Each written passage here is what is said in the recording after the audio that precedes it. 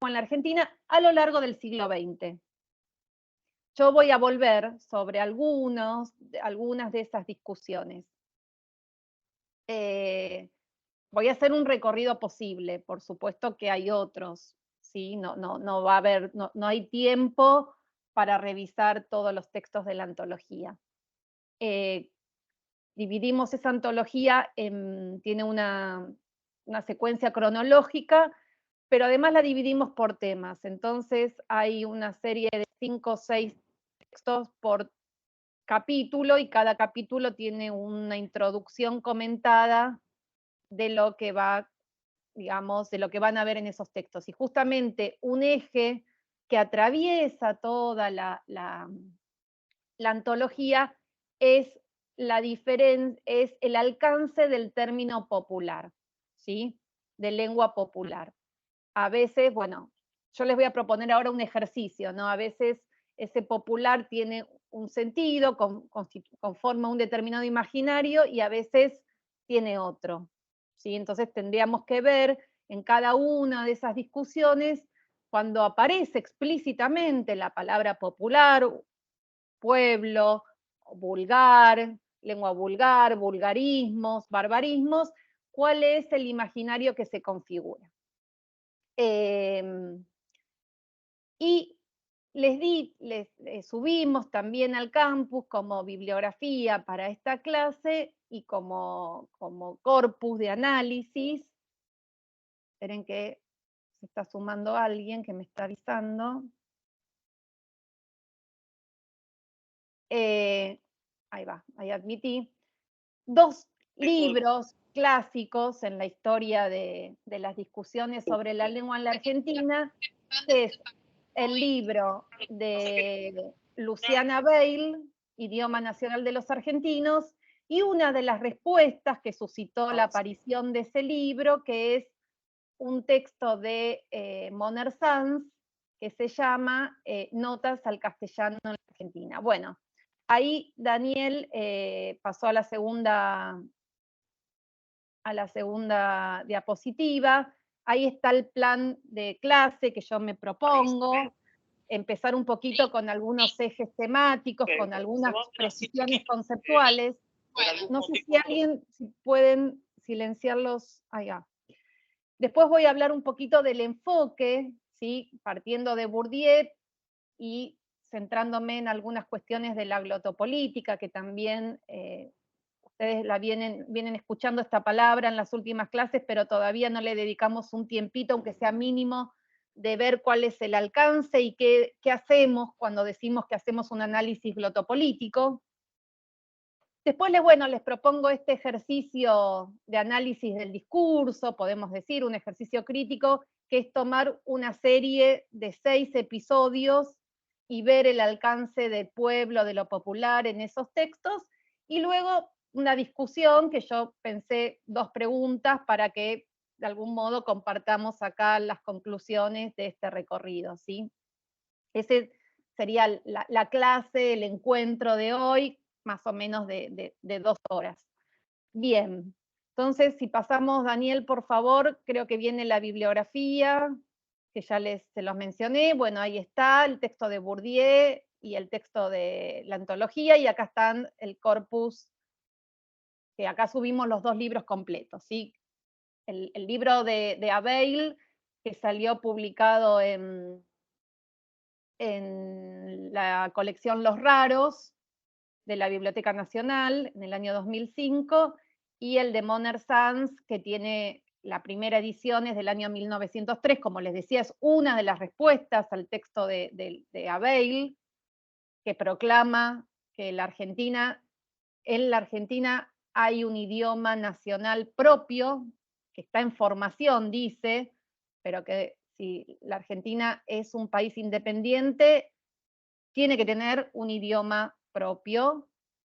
Y Moner Sanz, español, catalán, mejor dicho, le responde. Era Moner Sanz, que era, digamos, un profesor que había venido con todo el grupo de profesores de España a dar clases de castellano a los colegios de élite es uno de los que le responde también Quesada, le responden varios intelectuales a Bail, pero bueno, elegí uno y elegí el de Monner Sanz, así que tienen los dos libritos subidos al campus, son muy interesantes porque piensen que hay una diferencia fundamental. Bail, francés, hace esta propuesta construyendo un ethos, o mejor dicho, hablando desde un saber experto de la lingüística, ¿sí? Entonces, hay bibliografía de la lingüística, de la lingüística de ese momento, sobre todo la lingüística que estudiaba el cambio lingüístico. Y Monner Sanz, en cambio, se posiciona desde un lugar más prescriptivo,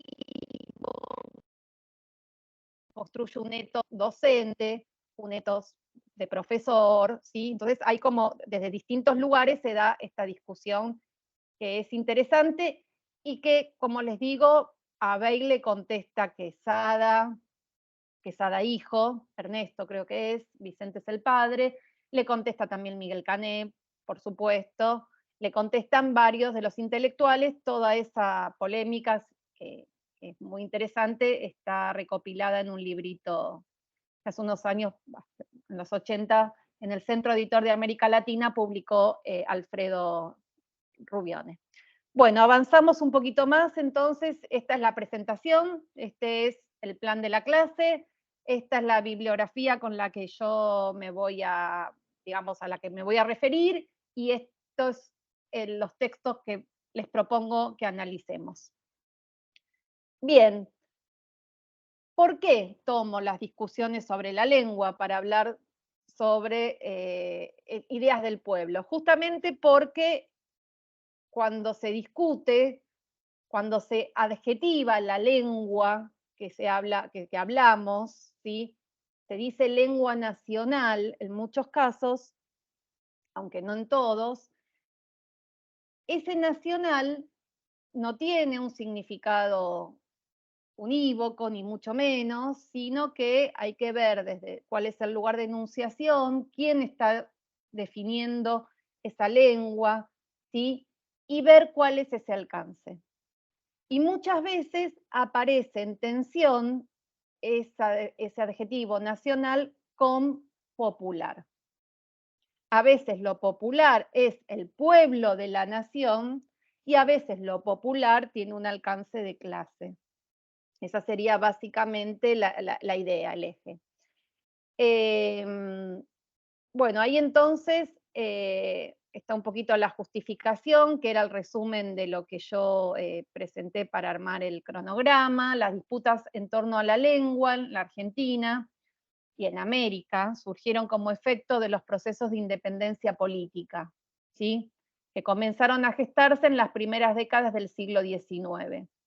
Y luego esas polémicas se siguieron desarrollando a lo largo de todo el proceso de formación y consolidación de los estados nacionales.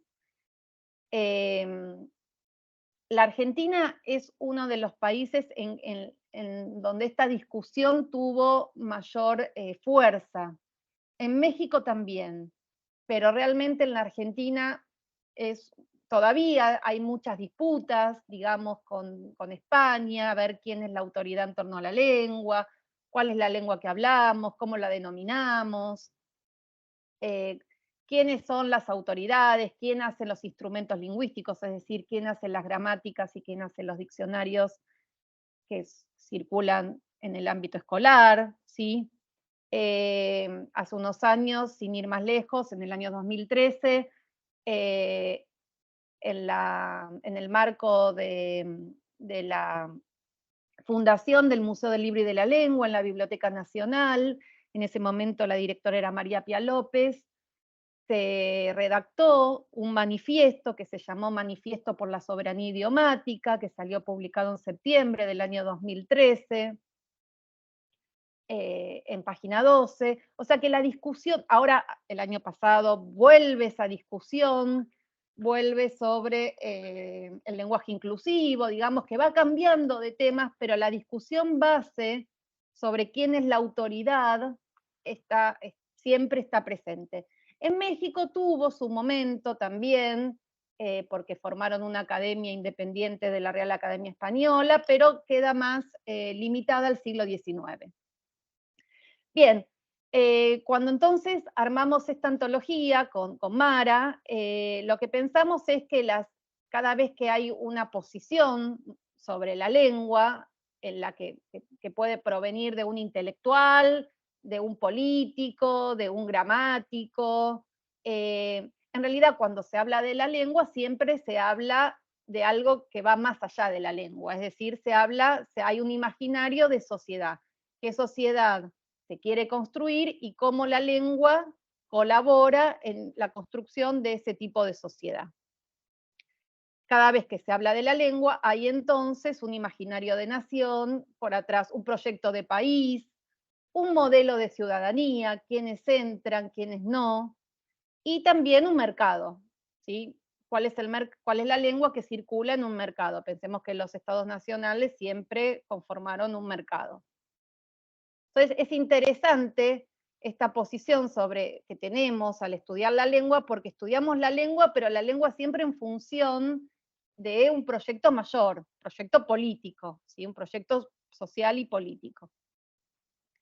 Bien, avanzamos un poquitito más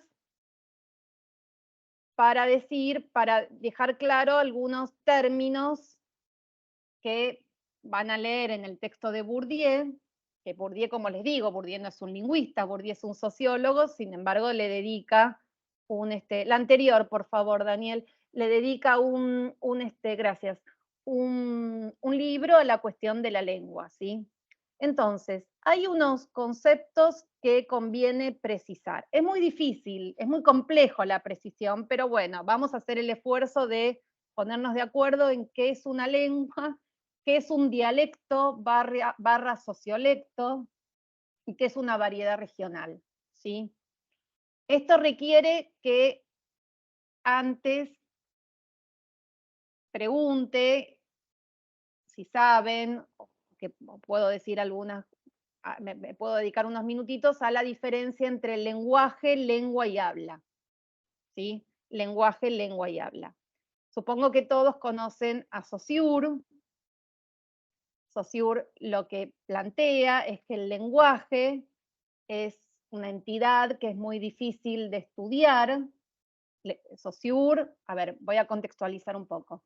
Ferdinand de Saussure, un lingüista suizo que trabajaba en Francia, comienzos del siglo XX, se había formado en Francia y en Alemania, fines del siglo XIX, con los neogramáticos, y él, en las primeras décadas del siglo XX, propone una forma de estudiar la lingüística, de estudiar el lenguaje, mejor dicho, y ese lenguaje, ahora lo vamos a precisar, de estudiar el lenguaje de un modo distinto como lo habían estudiado hasta ese momento. Hasta ese momento, básicamente, se estudiaba la lengua en términos diacrónicos, en términos históricos. Él lo que propone es estudiar la lengua y no el lenguaje, ahora les explico esa operación que hace, en términos sincrónicos.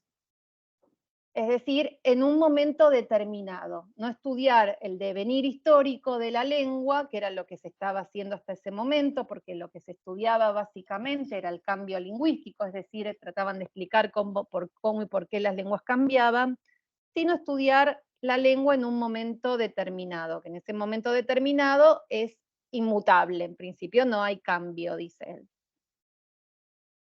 La primera operación que él hace es decir que el lenguaje es una entidad heterogénea, bueno, utiliza ahí una serie de adjetivos, multiforme, heteróclito, o sea que tiene tantos aspectos psicológicos, aspectos fisiológicos, aspectos físicos, aspectos sociales, que el lenguaje en sí no se puede estudiar. Queda la lengua y el habla, que son parte de esa entidad a la que él llama lenguaje.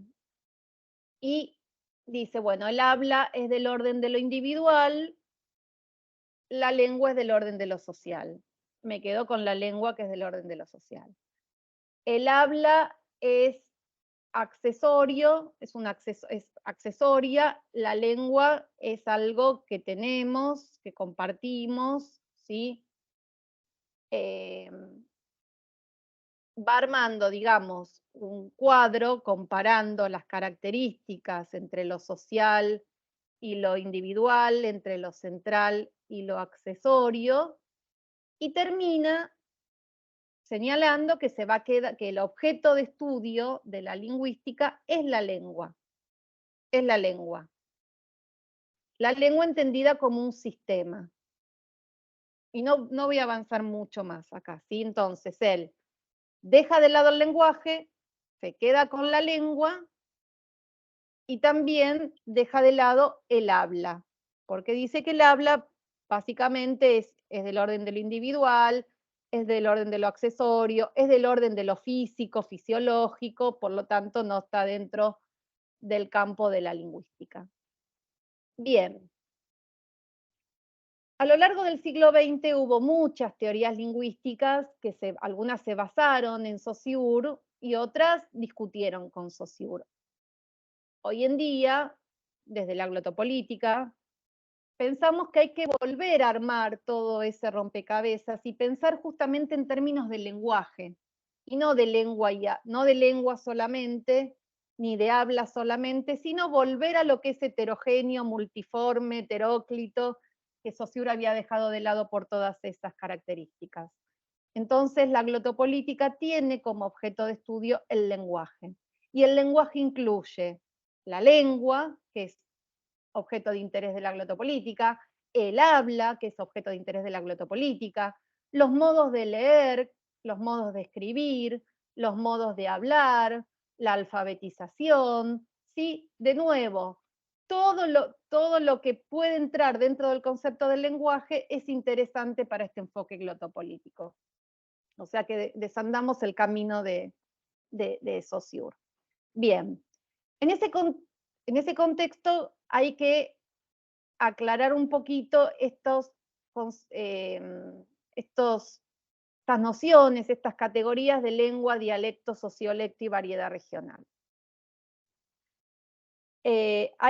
Por supuesto que hay significados del sentido común y significados que provienen de la lingüística, de la ciencia lingüística, que no están exentos de ningún modo de intereses particulares y que no dejan de ser también ideológicos, por supuesto. No pensemos al dialecto como una entidad subordinada a la lengua, es decir, que el español, el inglés, el francés son lenguas y que el mapuche o el guaraní son dialectos. Esa definición de los dialectos como lenguas sin escritura o lenguas de comunidades minoritarias o minorizadas, ese concepto de dialecto que surgió de la lingüística, no se usa más, ¿sí? El dialecto es una variedad limitada regionalmente, es decir, el español de la Argentina es un dialecto del español, ¿sí? Porque está limitada geográficamente. El sociolecto tiene que ver con una variedad social. La lengua también es atravesada por clases sociales, ¿sí? Entonces, hay variedades de una determinada clase social, variedades de otra clase social, eso se llaman sociolectos. Tenemos los dialectos vinculados con la cuestión geográfica, los sociolectos vinculados con la cuestión social, también hay tecnolectos, vinculada con los distintos tecnicismos de las distintas disciplinas, oficios. También tenemos cronolectos, vinculado con las generaciones, las edades, etc. Entonces, dialecto es un término del orden de lo geográfico.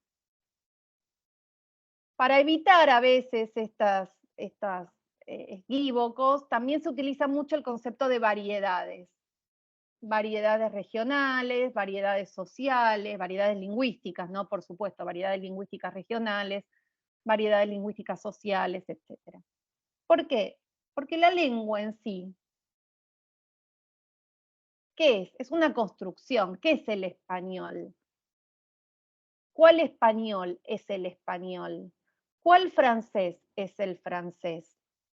O sea, siempre detrás de el español, el francés, hay un dialecto y hay un sociolecto que por cuestiones que no son precisamente lingüísticas, sino que son sobre todo políticas y económicas, un determinado dialecto, un determinado sociolecto se convierte en una lengua estándar.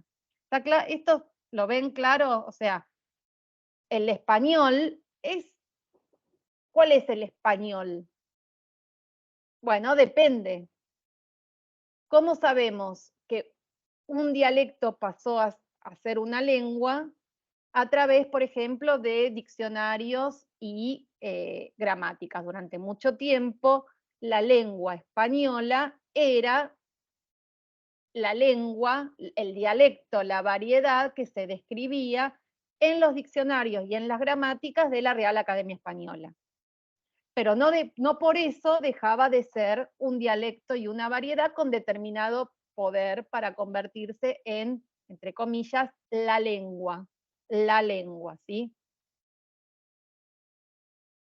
Esa lengua, que se llama lengua estándar, es la lengua que circula en instrumentos lingüísticos como gramáticas, como diccionarios, como los manuales escolares.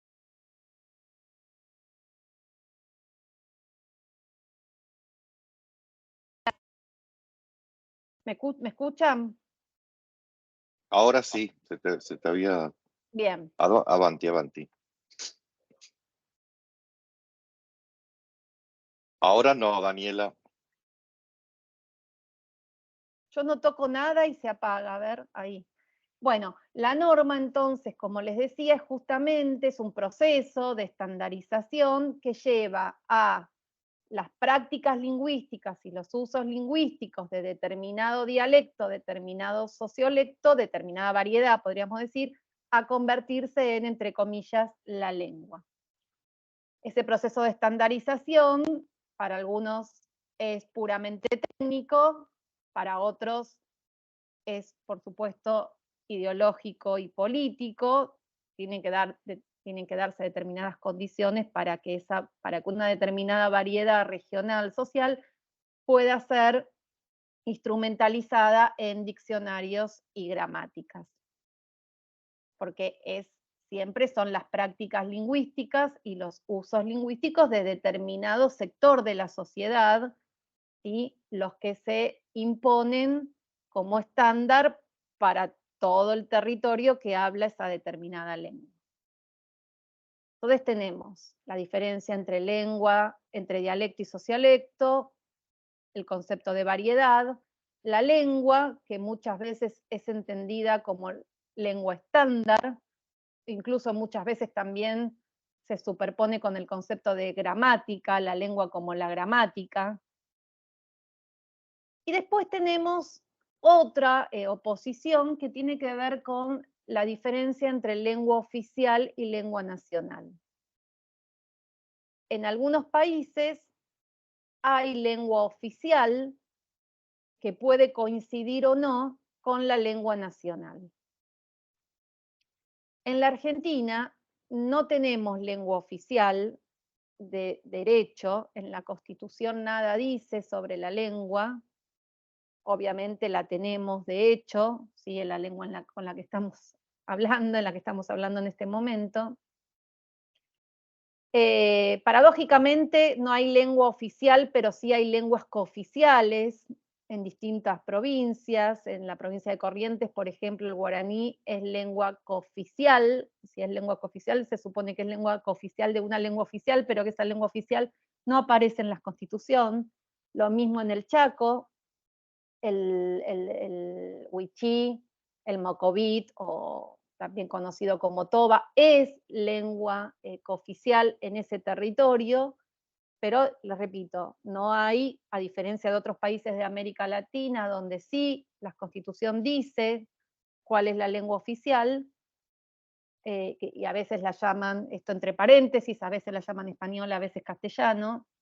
En México Y en la Argentina, de nuevo, con esta memoria de muchos debates sobre la lengua y sobre la autoridad de la lengua, no tenemos lengua oficial.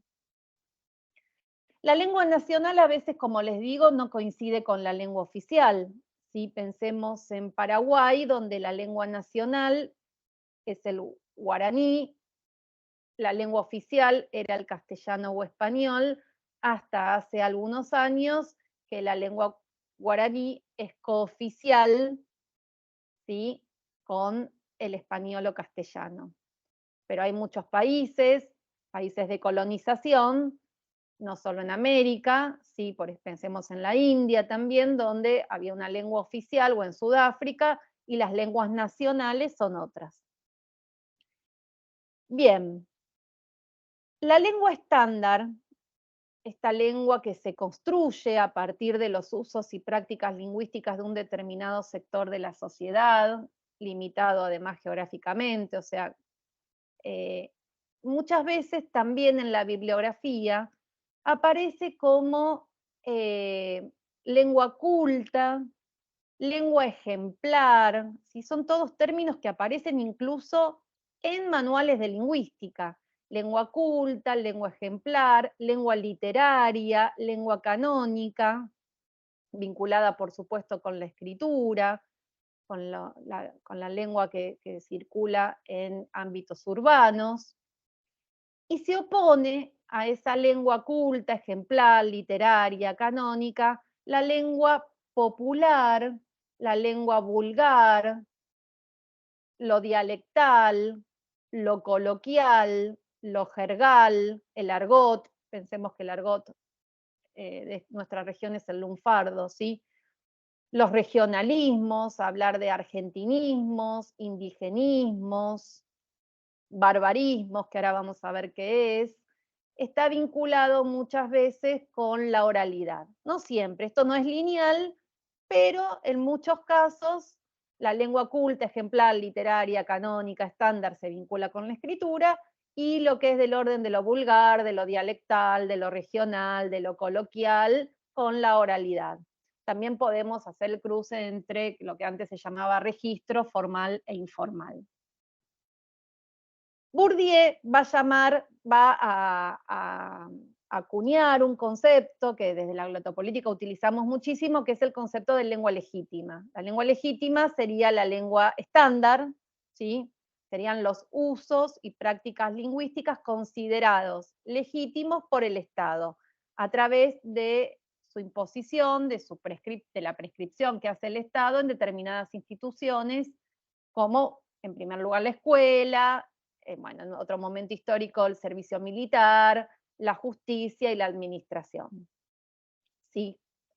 Pero también hay sectores, y eso lo explicó Diego en la clase que dio sobre Gramsci, también hay sectores de la sociedad civil que tienen cierta influencia en la definición de cuál lengua es legítima, que a veces coincide con el Estado y a veces no, ¿sí? Hay determinados movimientos sociales, los medios de comunicación, las editoriales tienen, digamos, una fuerza para también regular el espacio, como dice Elvira Arnoux, el espacio público del lenguaje. Y ahí se dan muchas disputas, ¿no? La lengua legítima es la lengua del Estado, es la lengua que el Estado prescribe, los usos, mejor dicho, que el Estado prescribe, y los usos siempre son de determinados hablantes, limitados social y geográficamente, y la participación de determinados sectores de la sociedad civil. Entonces, bueno, estos son los conceptos que aparecen en el capítulo de Bourdieu. Él se va a quedar entonces con este sintagma de lengua legítima, la lengua legítima. Bueno, avanzamos un poquitito más con el enfoque glotopolítico. ¿Qué es el enfoque glotopolítico mínimamente, no? Porque esto requiere de mucho, bueno, hay muchas lecturas, si están interesados, por supuesto que les podemos pasar. El enfoque glotopolítico lo que hace es estudiar, como les decía, el lenguaje y todo lo que entra todo lo interesante y lo heterogéneo que entra en ese concepto del lenguaje. Como les decía, lengua, habla, las variedades, los dialectos, los modos de escribir, los modos de hablar, la alfabetización, la literatura, todo, todo, ¿sí? ¿Y qué estudia, básicamente?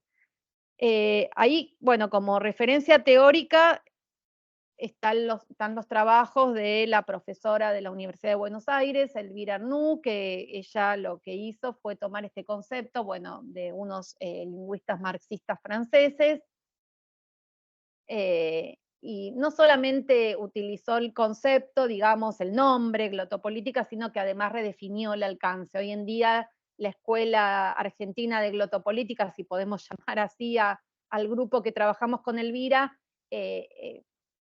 ampliamos los objetivos de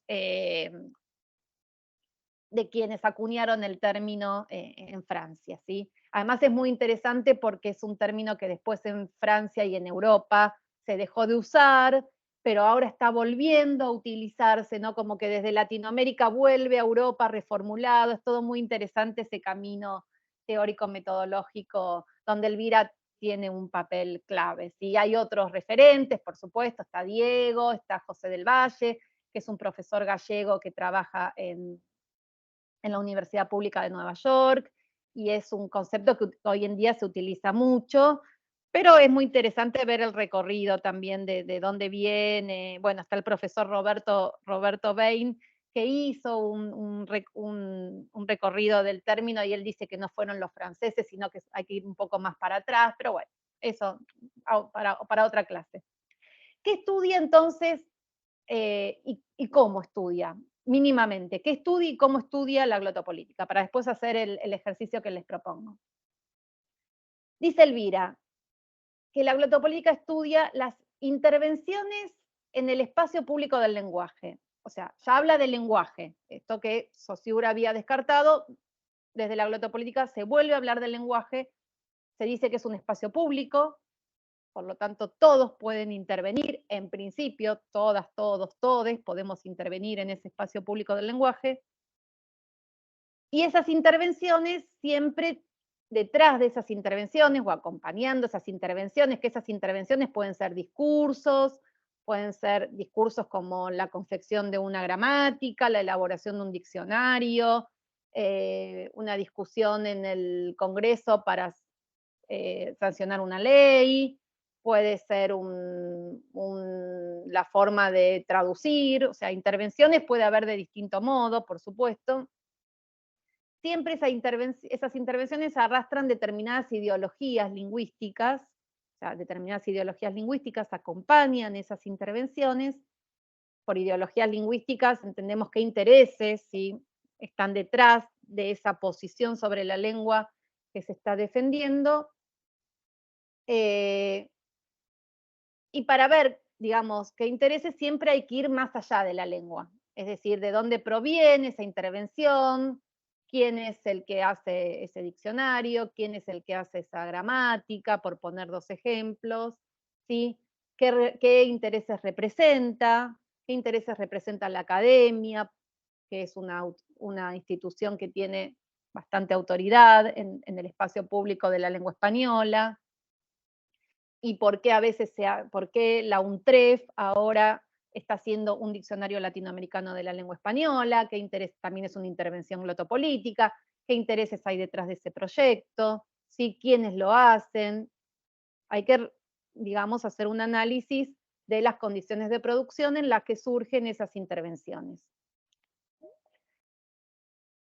Además, también se estudian la dimensión lingüística que tienen los procesos políticos, por ejemplo, con todo el tema vinculado con las integraciones regionales, en el momento de auge del Mercosur, de la UNASUR, de la Unión Europea, del NAFTA, se han estudiado qué decisiones, qué políticas, qué intervenciones lingüísticas se han tomado en esos momentos. Por ejemplo, en Lula en su primera presidencia, sancionó una ley que obligaba a las escuelas secundarias a ofrecer español en el marco del Mercosur. Eso fue en el año 2005. En el año 2009, durante el gobierno kirchnerista, se aprobó una ley recíproca que no se implementó nunca y que todavía sigue vigente, que las escuelas secundarias de la Argentina tienen la obligación no de dictar, sino de ofrecer portugués, ¿sí? En Europa sabemos todas las políticas plurilingües que hay. Los estudiantes tienen hasta, además de la lengua materna, tienen 2 y 3 lenguas extranjeras que aprender. Durante el kirchnerismo, por ejemplo, se han tomado algunas decisiones de política lingüística, como la fundación del Museo del Libro y de la Lengua, como la obligación de que en la televisión pública, en el noticiero, haya una traductora de lengua de señas, ¿sí? O sea que muchas decisiones del orden de lo lingüístico acompañan a procesos políticos. Tampoco es tan lineal que determinado signo, determinado proceso político conlleve determinadas decisiones lingüísticas, ¿sí? Cuando se habla del progresismo en política, no necesariamente hay un progresismo en términos de políticas lingüísticas, pero bueno, eso es algo un poquito más para discutir en todo caso. Y también hay lo contrario, ¿no? La dimensión política de los fenómenos lingüísticos. Y acá el ejemplo que estoy poniendo últimamente es el del lenguaje inclusivo. El lenguaje inclusivo es un fenómeno lingüístico que sin lugar a dudas tiene una dimensión política, una dimensión del orden de la identidad, ¿sí? que excede lo meramente lingüístico. Quien defiende el uso del lenguaje inclusivo no se queda solo en cuestiones lingüísticas. Siempre la lengua es una excusa, ¿sí? Siempre desde la sociología del lenguaje, desde la glotopolítica, vamos más allá de la lengua. Y por último, el enfoque glotopolítico pone el foco en la distribución, y esto es bien de Bourdieu, digamos, la distribución desigual del capital lingüístico. Hay jerarquías lingüísticas, hay diferencias lingüísticas, esto se ve en la escuela, ¿sí? En la escuela y en otros ámbitos, pero en la escuela se ve mucho. ¿Y quién puede ejercer la palabra pública y quién no? Estos serían como los 3 grandes ejes que estudia la glotopolítica. ¿Cómo lo estudiamos rápidamente? Bueno, estudiamos estas intervenciones que pueden ser prácticas o pueden ser discursos. Es muy variada y muy heterogénea los documentos, los materiales con los que trabajamos. Podemos trabajar con instrumentos lingüísticos como gramáticas, como diccionarios, como manuales de estilo, como ortografías, como manuales escolares, como historias de la literatura, antologías, por supuesto. También se puede estudiar la legislación lingüística, y también se pueden estudiar otros tipos de textos, ensayos, que quizás son ensayos políticos o ensayos literarios, pero que tienen una dimensión vinculada con alguna propuesta político-lingüística. ¿Y de qué agentes y de instituciones?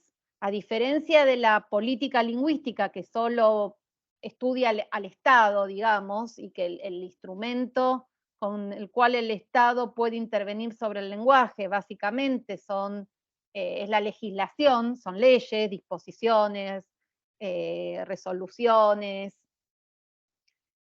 Al estudiar otros agentes de la sociedad civil, podemos estudiar asociaciones, lo que hacen los profesores, lo que hacen los escritores, lo que hacen los traductores, los correctores o correctoras, distintos activismos, los activismos de personas sordas, los movimientos en defensa de lenguas minoritarias y minorizadas como los indígenas, hoy en día los activismos de género. Bueno, digamos que distintos sectores de la sociedad civil pueden también intervenir en ese espacio público del lenguaje y es interesante estudiar sus propuestas, sus intervenciones.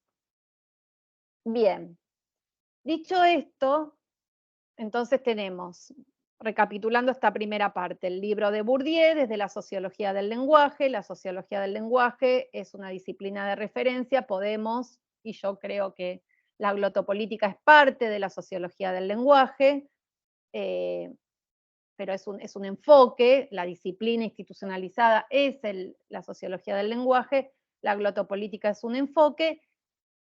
Teniendo en cuenta entonces esto y teniendo en cuenta las precisiones conceptuales, la diferencia entre lengua, dialecto, variedad, lengua, lengua estándar, lengua oficial, lengua nacional, y entre lengua literaria y lengua o lengua culta y lengua vulgar, les propongo ahora hacer un recorrido arbitrario, ¿sí? Totalmente, es un recorrido posible, puede haber otros, en una serie de textos en donde se discute esto de la lengua nacional, lengua popular. Bien, con el primer episodio me remonto, y con otro reparo metodológico, voy a hablar de la Argentina, ¿sí? Voy a hablar de la Argentina. El primer episodio es la generación romántica del 37, y acá tomo a dos autores, a Juan María Gutiérrez y a Juan Bautista Alberdi. Declarada ya la independencia política, como todos sabemos, en 1810, política y económica, en la década del 30 se empiezan a discutir qué otras independencias había que tener, independencia lingüística, independencia cultural, básicamente, literaria, lingüística. En ese marco, Gutiérrez y Alberdi hacen propuestas acompañados también de Esteban Echeverría, y que más tarde, sin ser para los historiadores un referente de la generación romántica del 37, Sarmiento también lo podemos poner dentro de este grupo, de este primer grupo de lo que más adelante sería la Argentina. Pensemos que estamos en 1837 y en la década del 40, la propuesta de reforma ortográfica de Sarmiento, que además estaba exiliado en Chile, empiezan a discutir, proponen intervenciones sobre el espacio público del lenguaje y dicen lo siguiente, dice Gutiérrez, en un texto que se llama Fisonomía del Saber Español. Nula, pues, la ciencia y la literatura española. Debemos nosotros divorciarnos completamente con ellas, emanciparnos a este respecto de las tradiciones peninsulares, como supimos hacerlo en política, cuando nos proclamamos libres. Quedamos aún ligados por el vínculo fuerte y estrecho del idioma, pero este debe aflojarse de día en día, a medida que vayamos entrando en el movimiento intelectual de los pueblos adelantados de la Europa. ¿Sí? Fíjense que ahí aparece explícitamente la palabra pueblos adelantados de la Europa. Ese alcance de pueblo es el pueblo de la nación, ¿sí? Es el pueblo de la nación, son los españoles, los franceses, los ingleses, tienen su propia lengua. El pueblo de la nación, de lo que se está conformando como la Argentina, requiere de una lengua distinta a la lengua española. O por lo menos, ¿sí?, que no tengamos la misma autoridad. Básicamente, Gutiérrez lo que está haciendo, si ustedes leen el texto completo, es diciendo que la academia, la Real Academia Española, no puede intervenir en cuestiones de lengua fuera de España, es decir, en los países en las repúblicas que se estaban conformando, en los estados que se estaban conformando.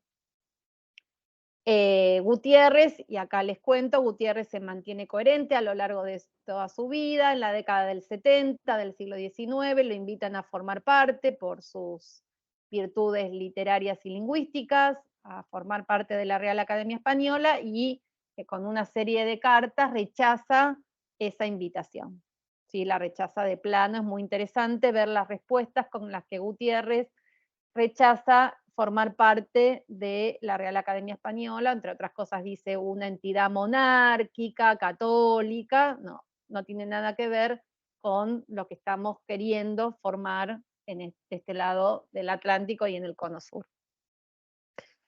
Pasamos ahora a Alberdi, que a diferencia de Gutiérrez, en la década del 80 va a aceptar formar parte de la Real Academia Española. Sin embargo, en la década del 30 tenía una posición muy cercana a la de Gutiérrez también. Ahora vamos a ver qué alcance tiene la aparición de la idea de pueblo, ¿no? Dice: nuestra lengua aspira a una emancipación, porque ella no es más que una faz de la emancipación nacional, que no se completa por la sola emancipación política. Fíjense que el argumento es muy similar al que proponía Gutiérrez, ¿no? Una emancipación completa consiste en la erección independiente de una soberanía nacional, pero la soberanía del pueblo no es simple, no mira lo político únicamente. Cuenta con tantas fases como elementos tiene la vida social. El pueblo es legislador, no solo de lo justo, sino también de lo bello, de lo verdadero, de lo conveniente. Una academia es un cuerpo representativo que ejerce la soberanía de la nación en cuanto a la lengua. El pueblo fija la lengua como fija la ley. Y en este punto, ser independiente, ser soberano, es no recibir su lengua sino de sí propio, como en política. Es no recibir leyes sino de sí propio. Alberdi, bueno, este texto es un pequeño pasaje del fragmento preliminar al estudio del derecho, también del año 1837. Fíjense, otra vez aparece explícitamente y en muchos lugares la palabra pueblo, ¿no? Al igual que en el texto de Gutiérrez. Bueno, ¿cuál es el alcance del pueblo? Es el pueblo de la nación, una vez más, ¿no? Es el pueblo de la nación el que tiene que fijar las leyes, es el que después vemos qué recorte social y geográfico tiene también ese concepto de pueblo, que lo tiene, por supuesto, ¿no? Alberdi también representaba los intereses de determinados sectores. Y también, bueno, de nuevo, la crítica a la Real Academia Española, ¿no? Una institución foránea que regula los usos lingüísticos de un país que liberal, bueno, ayer Milei lo nombró a Alberdi unas cuantas veces en su discurso. Bien. Vamos a ir al final, cuando yo haga las preguntas para abrir un poquito la discusión, vamos a volver sobre esto. Ahora, un muestreo. Como trabajamos en glotopolítica, ¿sí? Una serie de textos. Básicamente siempre trabajamos con la idea de serie discursiva para ver continuidades y diferencias, y por supuesto vincularlas con las distintas condiciones de producción. Ahora estoy yendo un poco rápido, estoy mostrándoles cómo trabajamos. Bueno, segundo episodio, Abel, 1900. Inmigración masiva. ¿Sí? Abel escribe este libro en París, se publica en París, pero lo escribe en francés, simultáneamente se publicado en español, idioma nacional de los argentinos. Él se presenta como profesor, como lingüista, desde ese saber experto, construye un etos científico, cita a una serie de lingüistas franceses del momento, que eran todos, formaban parte de la única asociación de lingüística que había en el mundo, que era la francesa. Y él a lo largo de su libro va presentando argumentos de por qué los argentinos tienen que tener un idioma distinto al español, ¿sí? Yo les voy a leer, esto está en la antología que les puse, un pequeño parrafito que dice Abel: terminada esta exploración lingüística, es fácil emitir un juicio sobre las 4 principales opiniones que se han formado respecto del español trasplantado en la República Argentina. Primero, el idioma nacional de los argentinos es meramente el español. Segundo, el idioma nacional de los argentinos no es más que un dialecto. Acá la idea de dialecto como que hay una lengua madre y el español es un dialecto. Tercero, el idioma nacional de los argentinos es genuinamente argentino. Cuarto, el idioma nacional de los argentinos debe ser el castellano puro. Él se distancia de estas 4 premisas y dice: son distintas de estas teorías las ideas que se desprenden de los hechos observados. Este es el capítulo final del libro, ¿no? Entonces, ahí sí viene su propuesta. Primero, el idioma nacional de los argentinos no es meramente el español. Ha sufrido y experimenta continuamente alteraciones profundas en el léxico, la sintaxis y la fonética. Segundo, el idioma nacional de los argentinos no es un dialecto. El dialecto es una subdivisión de la lengua que corresponde a una subdivisión del pueblo o de la nación, así como en Grecia el dialecto dorio era hablado por los helenos de la Dóride, el ático por los habitantes de Atenas, de su territorio y de sus colonias.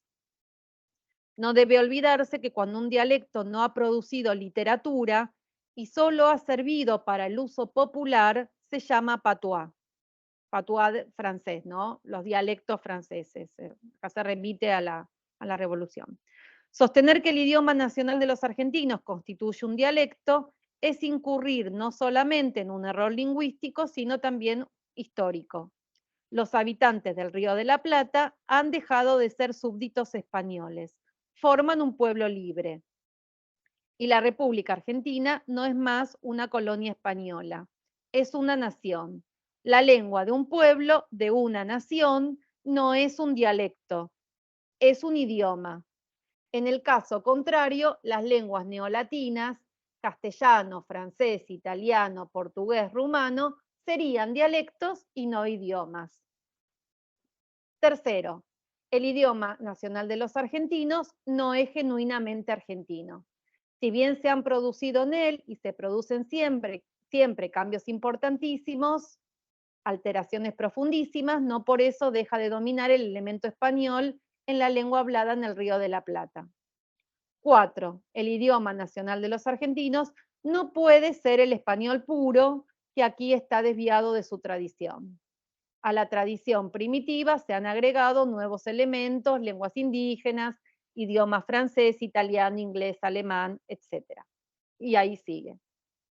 Bien, otra vez, ¿no? La aparición del pueblo, de lo popular, con este alcance que yo me animo a decir que es el pueblo que es el pueblo de la nación.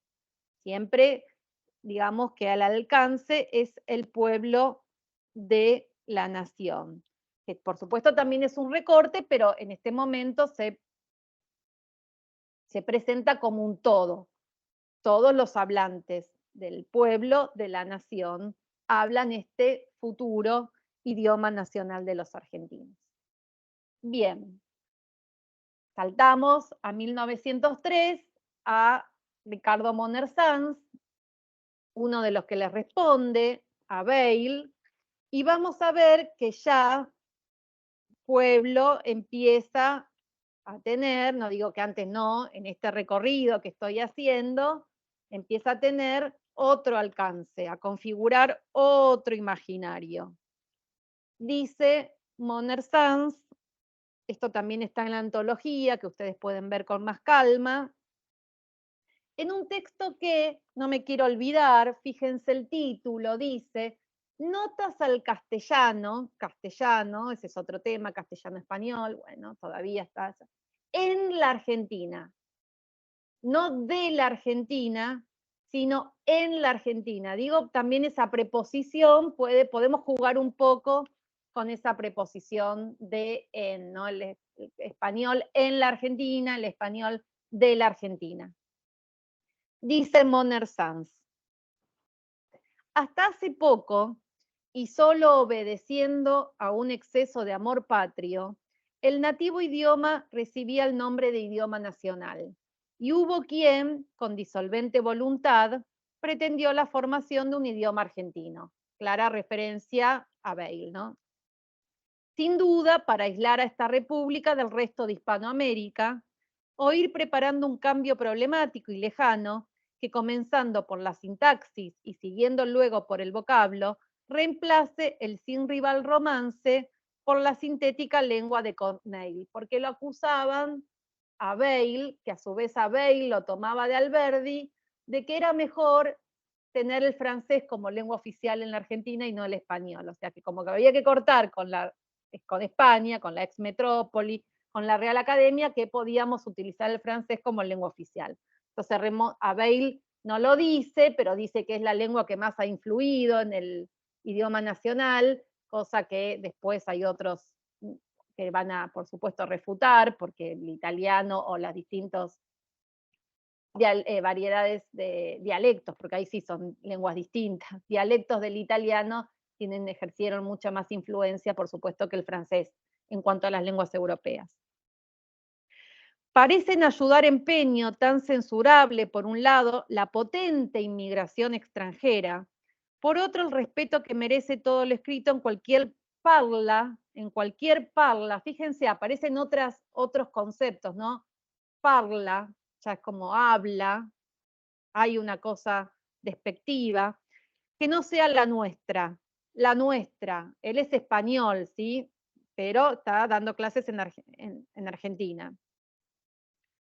Y el despego, perdón, con que se mira lo que en castellano ve la luz. Y finalmente la facilidad con que en algunas ocasiones truécase en escritor quien falto de medios logra encaramarse a las columnas de algún periódico o quien sobrado de recursos los emplea para dar a la publicidad el fruto de sus investigaciones, sin que este ni aquel se hayan dado cuenta de la dificultad que trae aparejada la precisa y nítida exposición de lo elaborado por el pensamiento humano. Disculpable es por las razones ligeramente expuestas la corrupción de nuestro lenguaje. Acá ya empiezan a aparecer parla, corrupción, y dieron indubitables señales de valentía cuantos se atrevieron hasta hoy a poner al desnudo dislates, otra palabra que también va a formar toda una tradición, en que todos incurrimos. Cita, quien se crea honrado que arroje la primera piedra, ¿no? Dice Moner Sanz, cierra la cita y dice, el que probar pudiera que no ha pecado, sería el único con autoridad suficiente para levantar la fusta y haciéndola restallar en el aire, acardenalar nuestros cuerpos por dilapidores del propio caudal, deslustradores del idioma más hermoso inventado por los hombres, el español, el castellano, y barbarizadores del lenguaje, que si es orgullo de los que bien le manejan, es encanto y admiración de extrañas gentes. ¿Sí? Y acá viene una palabra, los barbarismos, porque las notas que registra, que consigna Moner Sanz, son una serie de palabras o frases que no estaban en la academia consignados y que él va a llamar barbarismos. Barbarismos o vulgarismos, porque es la parla del pueblo, ¿sí? Entonces va a utilizar estos conceptos que también tienen una tradición. Para los griegos, quienes no hablaban griego eran bárbaros, ¿sí? De ahí el concepto de barbarismo usado en lingüística como algo que no se entiende, distinto de lo canónico, distinto de lo culto, distinto, ¿sí? Barbarismos, vulgarismos, arman todo, arman una serie. Bien, seguimos en este recorrido, pasamos al cuarto episodio, rápido, rápido, y ahí nos vamos a, creo yo, a la Academia Argentina de Letras. A mí me encanta trabajar con los materiales de la Academia Argentina de Letras, nunca, ahora tomé varios para que vean todo el recorrido. Si tomé lo primero y tomé casi lo último que escribió la Academia. La Academia se funda en el año 1931, la Academia Argentina de Letras, academia que está todavía, que está ahí ubicada en lo que eran las casas de la servidumbre del museo, del Palacio de Errázuriz, que hoy es el Museo de Arte Decorativo. O sea, en la entrada por Sánchez de Bustamante era el lugar donde vivían la servidumbre y hoy es, digamos, donde tiene lugar la Academia Argentina de Letras y la Academia Nacional de Bellas Artes. Se funda en el año 31, hubo unos intentos anteriores y hubo unas academias anteriores, no viene a cuento ahora, finalmente logran fundar la Academia Argentina de Letras, que tiene una relación con la Real Academia Española. No es correspondiente, como la mayoría de las academias que se habían fundado en los distintos países de América, sino, junto con la de Uruguay, son las únicas dos academias asociadas. Tienen como una, ¿cómo decirlo?, una categoría distinta, menos dependiente, si quieren. Pero finalmente, con la gestión de Covachi en la década del 90, la Academia Argentina de Letras pasa de ser asociada a ser correspondiente como el resto de las academias, porque bueno, ahí se venía una política lingüística nueva, panhispánica, y necesitaban que todas las academias tuvieran el mismo rango, por decirlo de alguna forma. La Academia Argentina de Letras se funda en el marco del primer golpe militar a la Argentina, no es un hecho menor. Calixto Oyuela es el primer presidente, pero tiene una función muy importante, Carlos Ibarguren, que entre otras cosas era el primo de Uriburu, ¿sí? En el primer boletín que sale de la Academia Argentina de Letras, boletín que hasta el día de hoy se publica, dice Ibarguren. También está entre la antología. Esto que estoy leyendo, ustedes lo tienen todo subido al campus. Dice Ibarguren. La pureza de la expresión mental es el índice más precioso de la civilización de un pueblo, porque refleja con todos los matices sus ideas y sentimientos.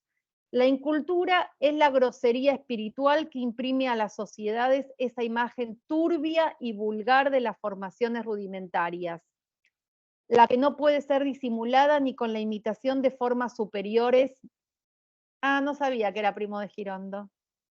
Ni con el barniz de las riquezas. La función primordial de una academia de letras es perfeccionar el lenguaje que emana del pueblo y es afinado por el ingenio de los escritores, ¿no? Los escritores no son parte del pueblo. En naciones de inmigración como la nuestra, tal tarea tiene una importancia mayor que en países tradicionales de población homogénea. Acá no hay población homogénea. Y lo dice, el aluvión cosmopolita salpica la lengua de voces extrañas que ensucian y afean el habla. Lengua, lenguaje, habla, también ahí hay una jerarquía, ¿sí? El habla. Lo que es menester combatir con ahínco para conservar acendrado el riquísimo patrimonio idiomático que nos dio España. En las ciudades es donde pululan y se propagan con más intensidad los barbarismos, ¿sí? Y sigue. Fíjense, una diapositiva más, en el mismo boletín, otro, como dice Ángela Di Tullio, tomando un concepto de un sociolingüista norteamericano que se llama Milroy, la tradición de la queja, todos estos intelectuales que se quejaban de lo mal que se hablaba en la Argentina, ¿no? En la década del 30, del 40, del 50, incluso todavía tenemos referentes de la tradición de la queja, también llamados guardianes del lenguaje. Hubo un director, un presidente de la Academia Argentina de Letras, que hasta hace muy poco, Pedro Luis Barcia, personaje tremendo en muchos sentidos, seguía, ¿no?, con esta cosa de la queja, este guardián del lenguaje, de lo mal que hablan los jóvenes, y todo antes del lenguaje inclusivo. No quiero saber lo que debe pensar ahora. Bien, dice Juan Terán, yo pensé que era Juan Bautista, pero el otro día me avivé que era Juan Benjamín Terán, en la advertencia del boletín, dice, en un momento, quiero ir directamente al punto, fíjense, dice, el habla popular es una fuente viva del idioma. Otra palabra, idioma, ¿sí? Ya aparece en idioma nacional de los argentinos, que para la lingüística es una palabra que tratamos de no usar, ¿no? Porque no es un tecnicismo, idioma, pero no lo constituye. El habla popular entonces es una fuente viva del idioma, pero no lo constituye. Y dice, en la formación de las lenguas hay dos momentos, ni sucesivos sino continuos, ni contradictorios sino concurrentes, el de la espontaneidad popular y el de la selección de los hablistas, que son también a su turno creadores. La vida, la realidad dan la materia. El habla popular es como un almácigo silvestre. Muchas plantas nacen, pero también muchas se aíslan y mueren. El jardinero ha de entresacarlas y atenderlas para que logren vida durable y belleza. Esta analogía es preciosa. El lenguaje, nacido de un menester común a todos los hombres, no llega a ser fruto e instrumento de una cultura, sino por obra de unos pocos hombres originales, claros y sabios, ¿sí? La misma idea, ¿no? Esta que la academia toma, digamos, la lengua popular, pero la tiene que pulir.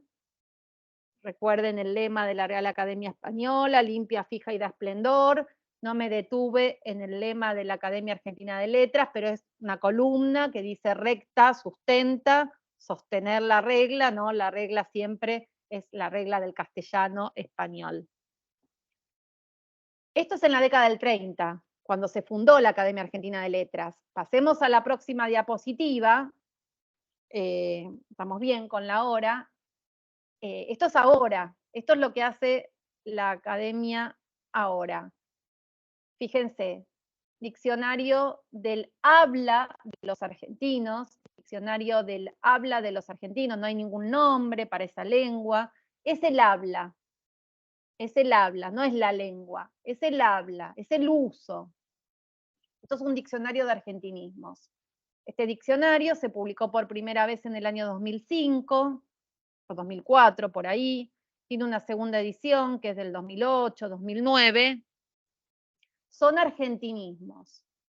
¿Qué son argentinismos? Son palabras que no están incluidas en el Diccionario General de la Real Academia Española.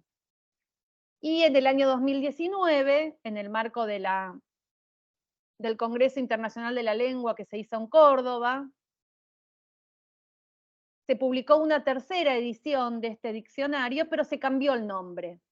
Fíjense, un desplazamiento interesante para los que hacemos análisis del discurso, se pasa de habla a lengua, diccionario del habla de los argentinos, hay un desplazamiento en el título y se habla de diccionario de la lengua de la Argentina, de habla a lengua y de argentinos a Argentina, su totalidad. Tampoco se menciona cuál es, ¿no? El diccionario de la lengua de la Argentina, no se sabe qué nombre tiene, si es que tiene algún nombre.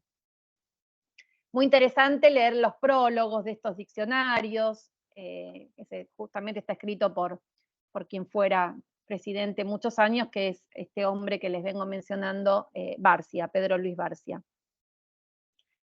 Pasamos una entre todos los materiales que hace la Academia Argentina de Letras, una institución muy interesante porque, como les digo, es una institución que es correspondiente a la Real Academia Española, pero que trabaja gracias al financiamiento del Ministerio de Educación, o sea, las personas que trabajan en la Academia Argentina de Letras, las publicaciones que se hacen, quien paga la luz, quien paga el gas, es el Ministerio de Educación. Entonces tiene como este doble comando, ¿no? Tiene que, por un lado, responder a lo que le dicen de España, y por otro lado, lo financia el Ministerio de Educación de la Nación. Sin embargo, su política lingüística mira siempre hacia España más que hacia las prácticas lingüísticas concretas que tenemos los hablantes de la Argentina. Bueno, hace unos años publicó esta colección, La Academia y la Lengua del Pueblo, que me llamó como justamente estamos hablando. ¿Y qué es la lengua del pueblo? ¿Sí? Ahora eligen utilizar lengua no habla, habla no parla, digamos. Son léxicos que toman vocabulario, por ejemplo, del colectivo, de la carpintería, del fútbol, ¿sí? De los frutos de las mermeladas, de las artesanías. Son pequeños glosarios hechos por académicos correspondientes. Los académicos correspondientes son académicos nombrados de las distintas provincias, que no, porque la mayoría de los académicos de números son de Buenos Aires. Los académicos correspondientes son, digamos, básicamente de las provincias, que de vez en cuando, del vino, sí, Ceci, del vino, del dinero. Son pequeñas obritas, que es muy interesante porque además lo financió YPF. Hay mucho dinero en esto, ¿no? Pero les quiero leer la justificación de por qué la lengua del pueblo, porque nos va a traer a esta serie otra de las dicotomías, que es la de escritura y oralidad. Miren, a ver si encuentro acá entre mis cosas. Es breve, ¿eh? Yo les leo fragmentos, espero no aburrirlos, pero es la forma que tengo de trabajar, siempre con los textos. Dice Barcia, que escribe el prólogo de estos glosarios. La Academia y la Lengua del Pueblo es una colección nueva que incorporamos a las tradicionales de la casa con mayúscula.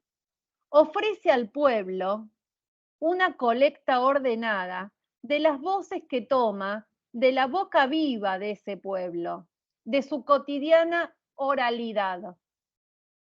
Propone una serie de léxicos especiales que recogen los vocablos y expresiones con los que el hombre común se refiere a las realidades elementales de todos los días: el pan, el vino, el mate, la carne, el dinero, el fútbol, el colectivo.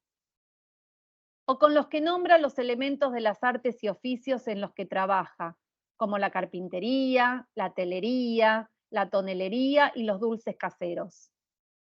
Esta colección es un puente allegador entre la disciplina académica y la espontaneidad popular, dicotomías, entre la biblioteca erudita y la calle populosa, entre el saber libresco y la cultura oral, ¿no?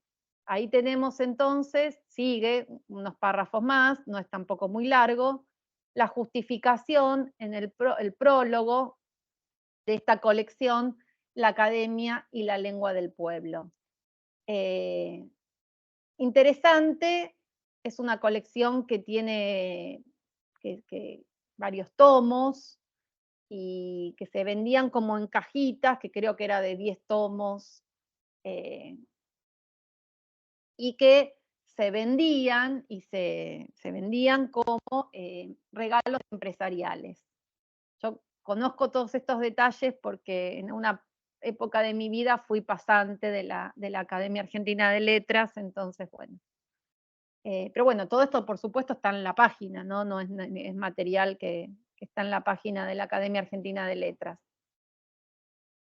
Bien, volvemos un poquito para atrás en el tiempo y volvemos a Berta Elena Vidal de Batini, que Cecilia ya hace 2 clases se refirió a esta lingüista formada en el Instituto de Filología. Bueno, la semana pasada, como ustedes saben, que no tuvimos clases porque fue el congreso, las jornadas por los 100 años del Instituto de Filología, y fue un personaje al que se volvió, bueno, con Ceci nos escuchamos 3 o 4 ponencias sobre Vidal de Batini.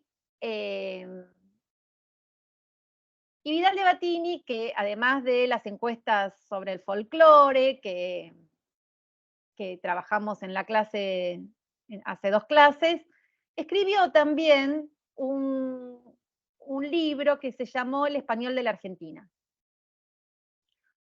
Es un libro que fue un pedido que le hicieron lo que se llamaba en ese momento el Ministerio de Instrucción, que bueno, el actual, lo que hoy es Ministerio de Educación. Tiene 2 ediciones, la primera del 54, la segunda del 64, la segunda es la más conocida.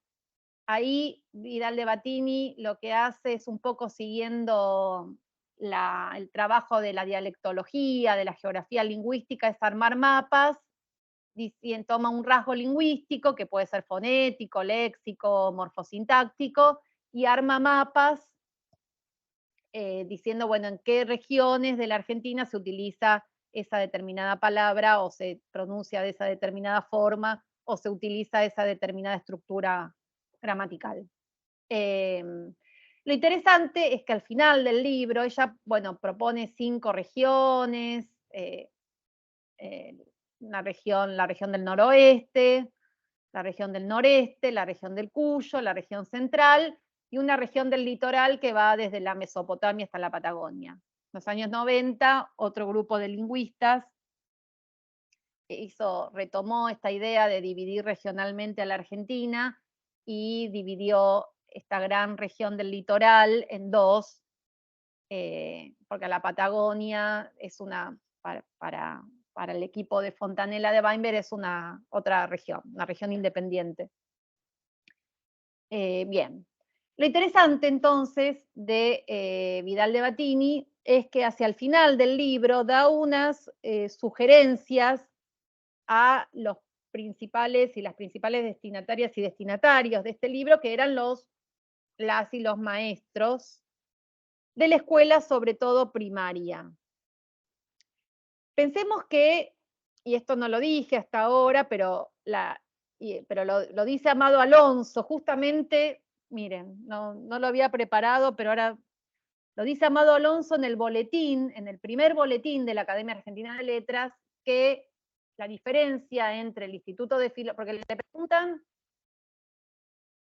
cuál es la diferencia entre una academia y un instituto de filología. Pensemos que la academia se funda en el 31 y el instituto en 1931 y el instituto del 23, ¿no? 8 años antes. Bueno, entonces, ¿cuál es la diferencia? O sea, ¿se van a solapar en las actividades?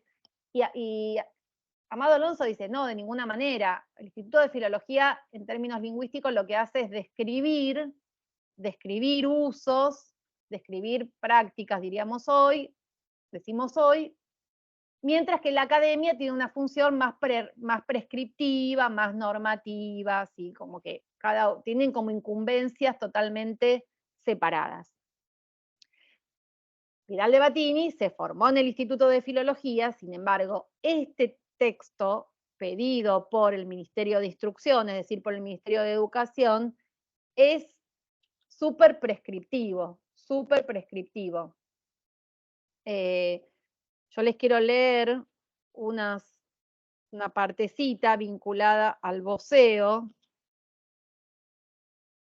Dice Vidal de Batini.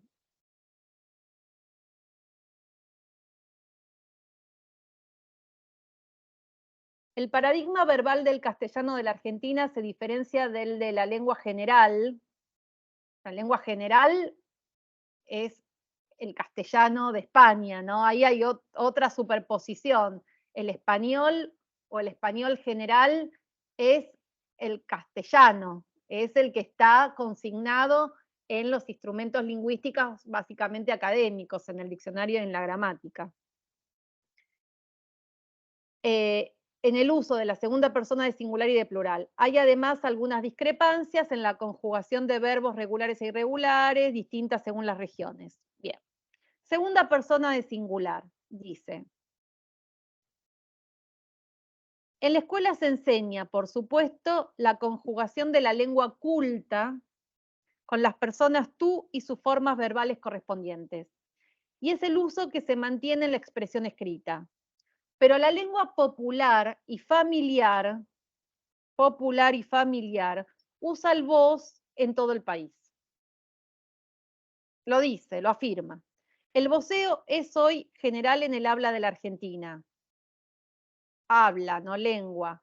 Yo digo porque si tuviésemos tiempo, hubiésemos hecho ¿en qué contextos aparece lengua? ¿En qué contextos aparece habla? ¿En qué contextos discursivos, digo, ¿no? Aparece parla, aparece barbarismos. Así trabajamos desde el análisis del discurso y desde una mirada glotopolítica. En todos los niveles culturales y sociales. En nuestros días el tú se oye entre algunas personas de edad, de familias tradicionales, cada vez más escasas, dice, por excepción en personas que voluntariamente se lo han impuesto por razones especiales, particularmente docentes, y en familias españolas, pero sus hijos criollos usan el vos general. Muchos españoles de larga permanencia en el país lo han adoptado. La costumbre que ha sido general en el país de usar el tú en el género epistolar, aún en las cartas de mayor intimidad, se está perdiendo sensiblemente. Rosenblatt muestra en un texto hermoso que Mariano Moreno utilizaba el vos cuando le escribía a su esposa, ¿sí? Digo porque hay como documentación que dice que el vos se usaba en la Argentina y en el género epistolar desde mucho antes. Los jóvenes prefieren el vos con sus formas verbales y consideran afectado el tú, y sobre todo su forma complementaria ti, que también se ha perdido. La escuela, que demostró verdadera preocupación por imponer el tú en diversas oportunidades, en la actualidad se ha desentendido de ello. En la literatura se mantiene el tú, en el cuento y la novela, por ejemplo, los personajes cultos, en el habla coloquial usan el tú, y las formas verbales que corresponden en el español general. Español general de nuevo, ¿no? Pero al reflejar el ambiente rural, reproducen de modo realista el habla campesina, con sus más llamativas características, entre ellas el voceo. Fíjense, el voceo asociado a lo rural, a lo campesino. ¿No? Lo mismo ocurre en el teatro con el habla campesina y otro adjetivo que tenía que venir, vulgar. Bien, todo esto para decir que finalmente las maestras y los maestros, sobre todo las maestras, porque se le dirige a las maestras, tienen que enseñar el tú en la escuela. Porque el vos, el voceo, el vos persiste, dice, solamente en el uso popular. Bien. Y por último, haciendo un salto también en el tiempo, pasamos a la próxima diapositiva y me quiero detener en María Moreno. María Moreno, la actual, esto no está en la antología por una cuestión cronológica, pero me parecía que tenía que traer a esta serie algo actual y bueno, nada, me parece el llamado lenguaje inclusivo, ¿no? María Moreno, escritora, militante, actualmente creo que está de licencia por una cuestión de salud, pero sigue siendo la directora del Museo del Libro y de la Lengua. El Museo del Libro y de la Lengua, si no fueron y viven en la ciudad de Buenos Aires, una tarde pueden ir a recorrerlo. Es muy interesante cómo fue cambiando la política del Museo del Libro y de la Lengua, la política sobre la lengua, desde que se fundó en los distintos, digamos, en las distintas gestiones de gobierno. Se fundó durante la gestión de Horacio González, sí, tuvo una CB, María Moreno. En la gestión de Horacio González y fue su directora María Pía López, y ahí, bueno, está por salir, si les interesa la historia del museo, que no es muy larga, tiene apenas 12 años, con un compañero escribimos la historia del museo, y fuimos como haciendo un trabajo de ver qué cambios hubo en las distintas gestiones, ¿no? Como les decía, se fundó durante la gestión de Horacio González, la dirección era de María Pía López, ahí claramente era la lengua nacional, pero era la lengua de la ciudad de Buenos Aires, lo que se exhibía, ¿sí? Las muestras iban todas para ese lado, había una política clara vinculada con la inmigración, poco lugar para las lenguas indígenas. Durante la gestión de Macri se desfinanció el Museo del Libro y de la Lengua, hubo algunas muestras, pero más técnicas, vinculadas con cuestiones del mundo editorial, no de editoriales, sino del mundo editorial. Y durante el gobierno de Alberto Fernández, se designó a María Moreno como directora, y María Moreno digamos, la impronta de la política de la lengua fue distinta a la de María Pía López. Hay como una lengua que nosotros en ese artículo que está por publicarse lo denominamos lengua experimental. Hay como un juego más, un juego que se aleja ya de lo nacional y pone el foco principalmente, aunque no solo, en la cuestión de los activismos disidentes en cuanto al género, ¿no? Hay como una apuesta muy fuerte porque las muestras vayan por ese lado. Como bueno, los 2 primeros años de la gestión fue la pandemia, la mayoría de las muestras del Museo del Libro y de la Lengua durante este último periodo se pueden ver en el canal de YouTube del Museo de la Lengua, entonces tienen como varias colecciones de videos, una que se llama Lenguas Vivas, otra que se llama Come en Casa, y van cambiando de escritor, entonces le hacen distintas entrevistas a distintos escritores, jugando con el Come en Casa Borges. Bueno, van a ver que hay distintas series de videos, pero que la cuestión del lenguaje inclusivo, sin lugar a dudas, ocupa un lugar central. Entre las publicaciones, no lo tengo a mano para mostrárselos, que saca esta última gestión, aparece, se publican 3 o 4 libros en lo que va de esta gestión, y uno se llama Antología Degenerada. Antología Degenerada, que ahora lo voy a ir a buscar a la biblioteca porque si hay tiempo les quiero leer un poema. Y ahí uno de los artículos es de María Moreno y dice: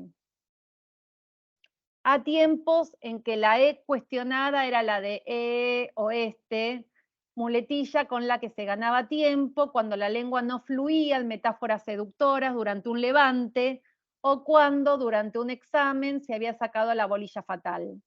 El lenguaje inclusivo fue el hit de las últimas semanas, aún en los programas de televisión, de esos que proponen un habla, de nuevo habla, sin subordinadas, chata y de tamaño tweet.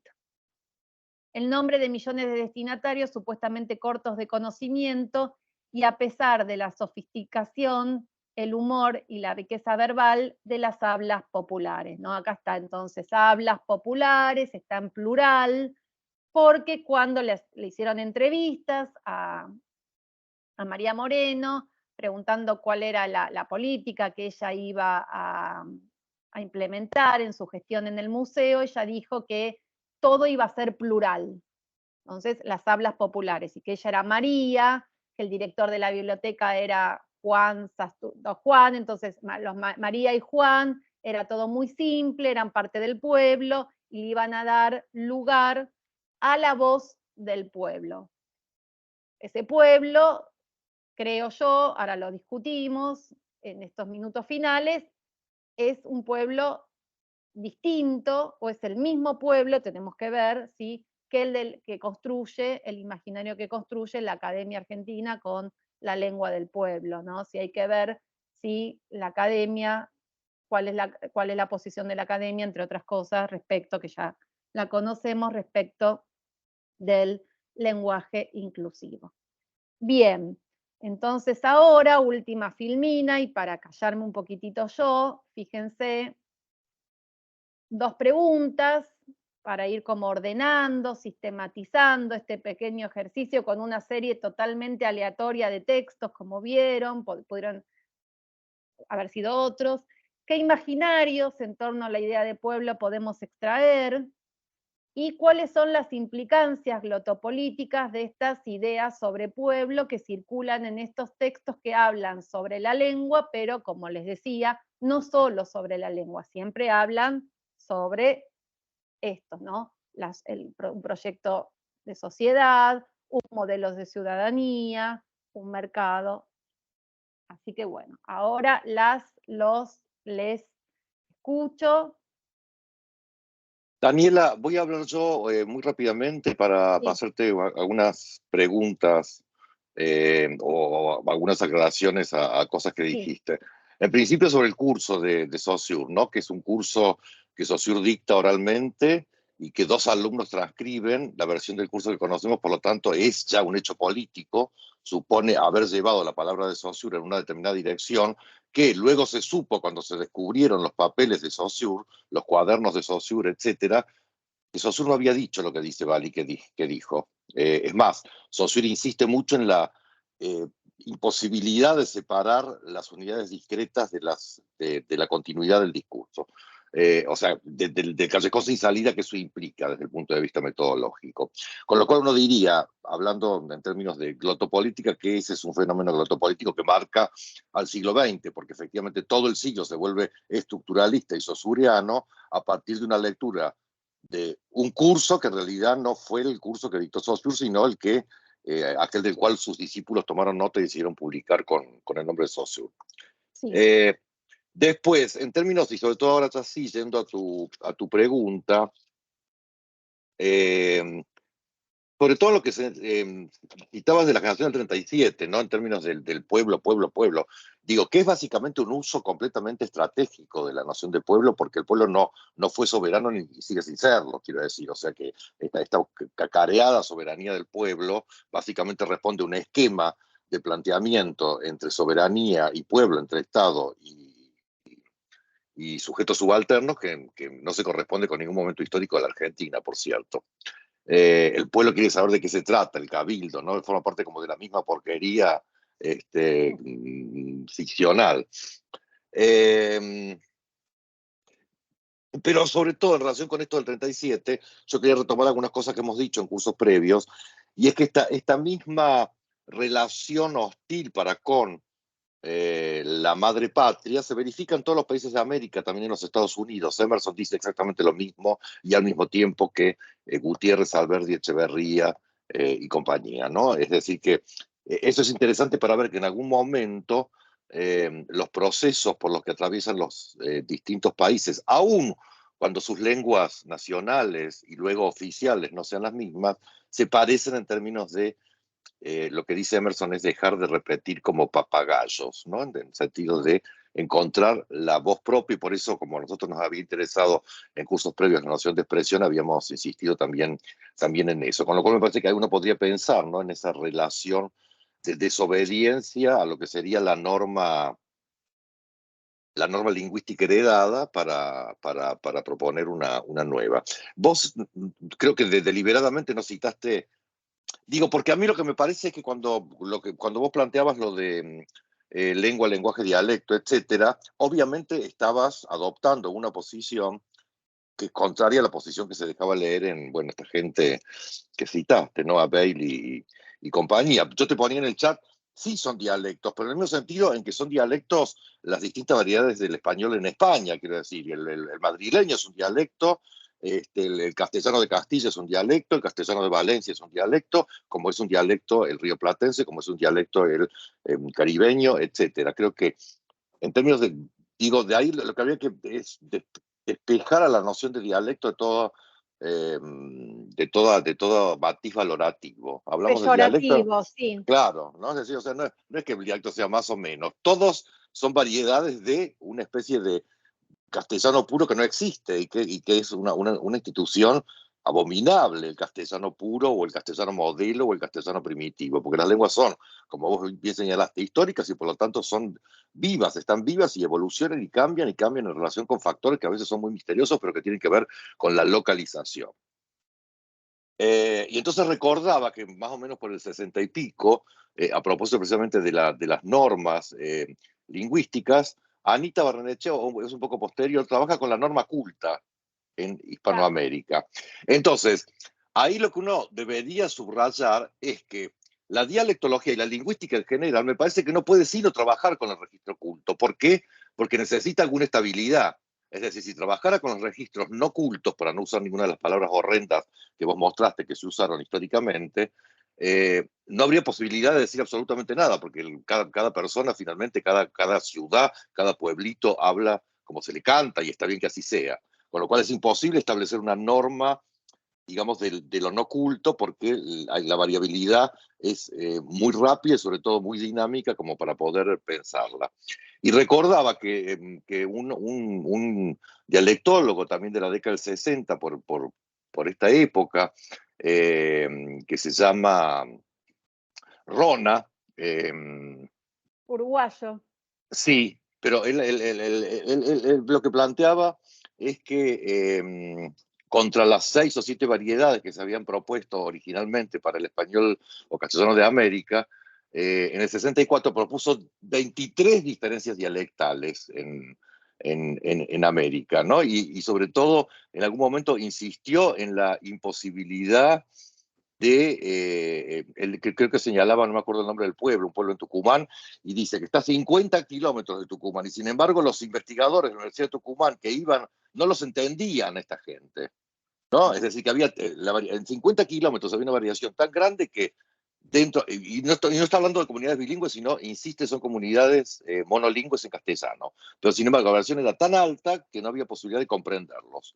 Hizo falta todo un ejercicio de parte de los propios investigadores para llegar a comprenderlos. Entonces, una vez más está ahí la cuestión de la variación y la unidad, que creo que es una ficción, lo que hay que decir que es una ficción. Entonces, habría como dos ficciones: la ficción de la unidad lingüística, pero también la ficción de la lengua nacional, ¿no? Porque, digo, postular que hay una lengua nacional porque hay un pueblo es ignorar que todos los estados están, el estado más chato, que es el nuestro, que es el estado más, digamos, está constituido por pluralidad de nacionalidades, ¿no? Todos los estados son plurinacionales, con lo cual sería imposible homogeneizar eso para pensar que hay una lengua nacional. Hay una lengua nacional y esta lengua nacional es la lengua de los que triunfaron en la historia, efectivamente, es la lengua del liberalismo, es la lengua de Alberti, es la lengua de Sarmiento, ¿no? Que es un asesino, sabido es.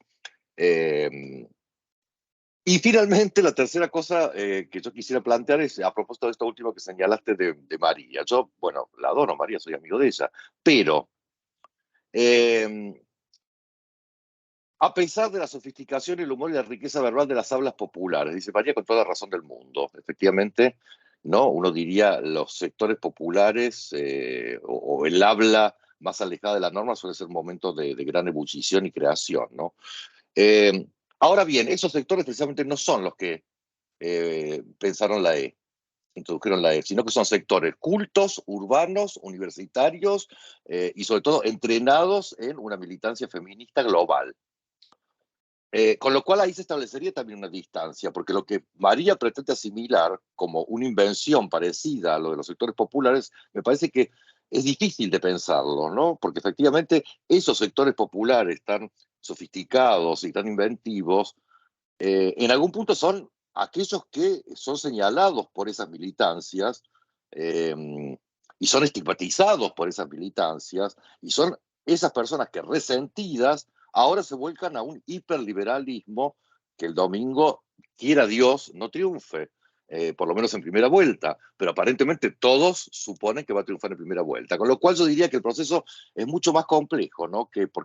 Y está bien que lo traigas a cuento, me parece que, pero que exige me parece, digo, realmente pensar en todas, y vos dijiste, la dimensión política de los hechos lingüísticos, pero también la dimensión lingüística de los hechos de los políticos. hechos Me parece políticos. que ese cruce es súper interesante, me parece, y te agradezco que hayas insistido en eso, pero me parece que, ya te digo, aún en esta cita de María, que insisto, yo firmo cualquier cosa que María diga y haga, me parece que hay una contradicción importante, ¿entendés? Es como asimilar dos Sí. fenómenos que en rigor son completamente heterogéneos, y es más, yo diría, hasta diría y lo hemos dicho acá ya en algún otro curso, que los usos inclusivos del lenguaje, o el lenguaje inclusivo, como les gusta decir, yo detesto eso, es en realidad, no sé si es un hecho lingüístico, sino más bien es un hecho retórico. O sea, yo ahí afirmo cuál es mi lugar, ¿no? Cuál es mi lugar de enunciación y por lo tanto me coloco respecto a pero digo, hasta que eso no cuaje, ¿entendés? Como hecho lingüístico, va a ser difícil pensarlo desde ese lugar. Pero bueno, nada, solamente para agradecerte, para marcar estas cosas que a mí me hicieron pensar, y nada, para que todos los demás se animen también a hablar. Sí, sí, hiciste unas precisiones con respecto a Saussure que yo salté y bueno, lo de la generación del 37, acá lo anoté. Sí, el concepto de dialecto tiene tenemos, digamos, que sacar toda esa connotación peyorativa que tiene incluso en muchos manuales de dialectología hasta el día de hoy, en otros manuales de lingüística. El proyecto ese famoso de la norma culta, en todo, me hiciste acordar que sería interesante trabajarlo, ¿no? ¿Qué países de América formaron parte y qué lingüistas formaron parte de ese, de ese proyecto? Fue mi Bueno, primer trabajo, Anita la sí, en la coordinaba. Argentina. Bueno, vos sabés que cuando yo fui pasante de la Academia Argentina de Letras, mi primer trabajo fue, me mandaron a la Patagonia a hacer esta encuesta de Alvar. Yo tengo la encuesta de Alvar y la tomé. Era una época en la que se le pagaba a los encuestados porque era como 3 horas, había que mostrarles dibujitos y preguntarles, ¿cómo se dice esto? ¿Cómo se dice esto? Bueno, ese proyecto creo que quedó inconcluso. Bueno, el tema de la unidad y la variación no lo toqué pero sí, sí, también es algo que venimos trabajando mucho. Bueno, gracias Daniel por todas estas precisiones y comentarios y observaciones, y no sé si en estos últimos minutos quieren aportar algo, alguna duda, consulta, comentario, lo que quieran. Anímense. Si les pareció aburrido o algo, díganme. Hola, ¿qué tal? ¿Cómo ¿Qué están? tal? ¿Qué tal? Daniel, Daniela. Eh, yo me fijé, Somos las dos caras de la misma moneda, ahora me doy cuenta. acá puede ser, de verdad. Eh, yo me había fijado cuando estaba leyendo para la clase del libro de, no sé si lo voy a pronunciar bien, Abel, sí, es de Abel. Abeil. Sí. eh, la relación que hace en el segundo capítulo sobre lengua y raza, que me llamó la atención. Y o sea, estuve viendo y bueno, y a partir de tu exposición entiendo que es como la forma en la que en un punto diferencia las distintas lenguas, como vos decías, de la romana, la griega, y bueno, además eso como que trae las distintas lenguas, las raíces y cómo se originan en razas. Eh, No, y también, o sea, me acordaba de En El Payador de Lugones, que todo el tiempo insiste entre el poema de una raza, o sea, la lengua de una raza todo el tiempo. Eh, y nada, como, o sea, otro hecho glotopolítico como es la fijación del poema nacional. Entonces, bueno, igual yo, o sea, lo Sí, traía sí, y sí. quería hacer, o sea, sobre todo, no sé si podías decir algo sobre eso, o sea, sobre la relación raza y lengua que hace en, en el libro, y no sé si hay alguna relación, o sea, está un poco distante en el tiempo, pero no sé si Lugones está pensando en estas discusiones sobre la lengua cuando está hablando también de la raza y la lengua, o bueno, si tiene que ver con posicionamientos también facciosos. No, sí, son argumentos desde donde se paran. Vos acordate que tengo más presente ahora el de Lugones. Lugones iba a escribir, bueno, lo hemos trabajado con Diego justo, el diccionario etimológico de la lengua castellana, y que él no lo terminó porque, bueno, se mató, pero en el prólogo también, que hace esta relación entre lengua y raza todo el tiempo, que nosotros lo llamamos un ideologema, un tópico del siglo XIX que en las primeras décadas del siglo XX todavía circula y mucho, ¿no? La relación entre lengua y raza. Es muy interesante en Lugones que busca la etimología. La etimología es los diccionarios etimológicos son muy interesantes desde el punto de vista glotopolítico porque se busca el origen. Entonces, lo que hace Lugones es decir que determinadas lenguas indígenas, determinadas voces indígenas, en realidad la etimología es griega o hebrea. Entonces, arma unos argumentos para decir que la palabra gaucho en realidad viene del hebreo clásico, que te terminas riendo, pero claro, atrás de eso hay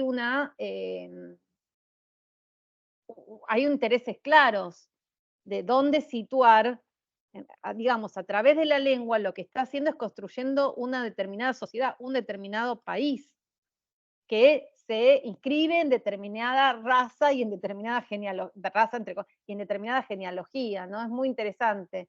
El capítulo 2 de Abel, la verdad que no lo tengo ahora muy presente, no me acuerdo cuáles son sus argumentos, pero sí te puedo decir que el tópico de lengua y raza es un tópico muy utilizado y que hay trabajos hechos ahora, en los últimos tiempos, de cómo la lingüística en el siglo XIX fue muy útil con la división de lenguas, de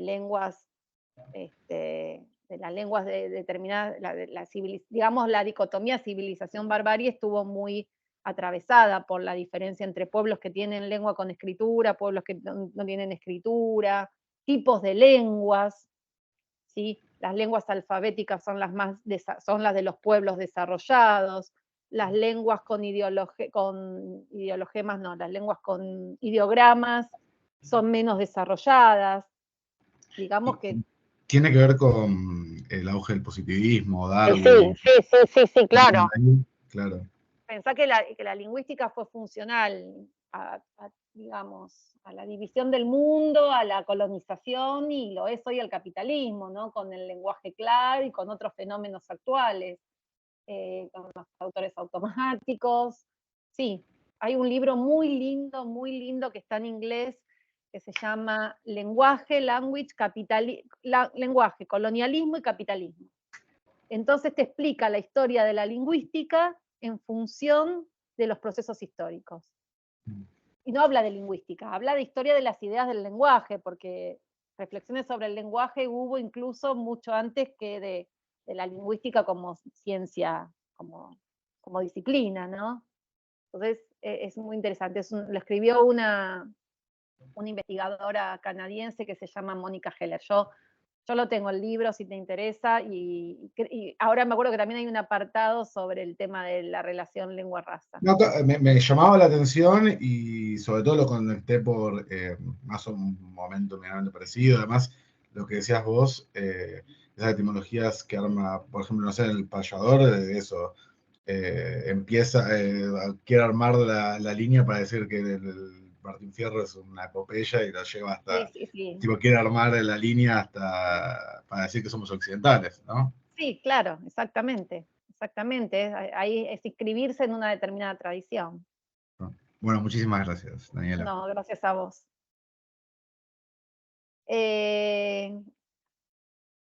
¿Alguien más quiere decir algo?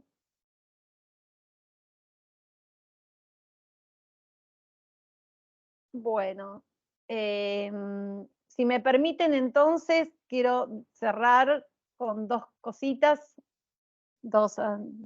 un anuncio, un comentario, y después, si puedo, si lo encuentro rápido, leo este poema que les nombré hace un ratito, que les mencioné hace un ratito. Bueno, hemos hablado de muchos proyectos que tiene este equipo, y en cuestiones vinculadas con la lengua, no quiero dejar de mencionar el Diccionario Latinoamericano de la Lengua Española, que es una iniciativa Mía, del lo hice yo. del grupo que dirige Daniel Link en la Universidad Nacional de 3 de Febrero, que es un diccionario que está en línea, pero lo más interesante, ya es interesante que sea un diccionario en línea porque todos están en línea, pero además es un diccionario colaborativo, participativo, donde somos los hablantes, las y los hablantes, los que decimos qué voces tienen que estar en el diccionario y cuál es la definición, ¿no?, de esas voces, y bueno, qué ejemplos. Es una iniciativa realmente muy interesante, original, creativa Y bueno, fracasada. no, tiene momentos, tiene como No, esto fue un momentos fracaso. A ver, espérate. de esplendor, no sé si Yo te lo cuento podemos por qué fracasa compartir. A el ver, porque diccionario. sí. ¿Vos querés que ponga la carátula? El otro día intenté, yo siempre hablo del diccionario, pero estaba caída la página. No sé si ahora estaban actualizando o qué. A ver, ahora comparto, espérate. Bueno, si no es mucho lío, si no cada No, uno... ningún lío, ningún lío. Dejar de Yo les- compartir esto otro, que sería yo mientras ventanas. voy a buscar el libro para leer el poema. Ahí está. Ahí está. El diccionario, yo lo propuse en su momento con un modelo muy claro que era el Urban Dictionary que tienen los americanos. Por supuesto que los americanos tienen una relación con el lenguaje mucho más suelta, mucho menos acartonada que la nuestra, incluyendo a los profesionales del lenguaje sobre todo.